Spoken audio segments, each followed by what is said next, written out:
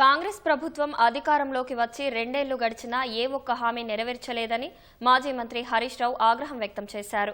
మెదక్ జిల్లా నర్సాపూర్ నియోజకవర్గ వ్యాప్తంగా నూతనంగా ఎన్నికైన బీఆర్ఎస్ సర్పంచ్, ఉప సర్పంచ్ల ఆత్మీయ సన్మాన కార్యక్రమంలో హరీష్ రావు పాల్గొన్నారు. బీఆర్ఎస్ తోనే ప్రజల సమస్యలు పరిష్కారం అవుతాయన్న హరీష్, రాష్ట్రంలో ఎప్పుడు ఎన్నికలు వచ్చినా గులాబీ జెండా ఎగురుతుందని అన్నారు. మరో 3 ఏళ్లు ఆగితే బీఆర్ఎస్ ప్రభుత్వం వస్తుందని హరీష్ రావు ధీమా వ్యక్తం చేశారు. అసలు జనరల్ గా సర్పంచ్ ఎన్నికల్లో ఎప్పుడు కూడా ముఖ్యమంత్రి తిరగడు. రేవంత్ రెడ్డికి భయం పట్టుకొని ఆయన తిరిగిండు. సర్పంచ్ ఎన్నికల్లో కూడా తిరిగిండు. ఒక రూలింగ్ పార్టీ, అధికారంలో ఉన్న పార్టీ లోకల్ బాడీ ఎన్నికలు వస్తే 90% గెలుస్తుంది. కానీ ఇప్పుడు ఏమైంది? ఎన్నికల్లో 6,000 కాంగ్రెస్ గెలిస్తే 4,000 సర్పంచులు బీఆర్ఎస్ గెలిచింది. ఈ రోజు సీన్ రివర్స్ అయింది.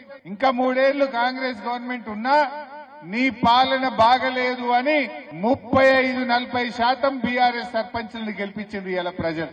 ఇలా ప్రజలకు అర్థమైంది, తప్పకుండా భవిష్యత్తు మనకే ఉంటది.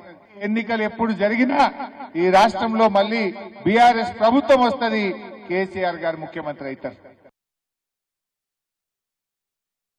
సభకు నమస్కారం.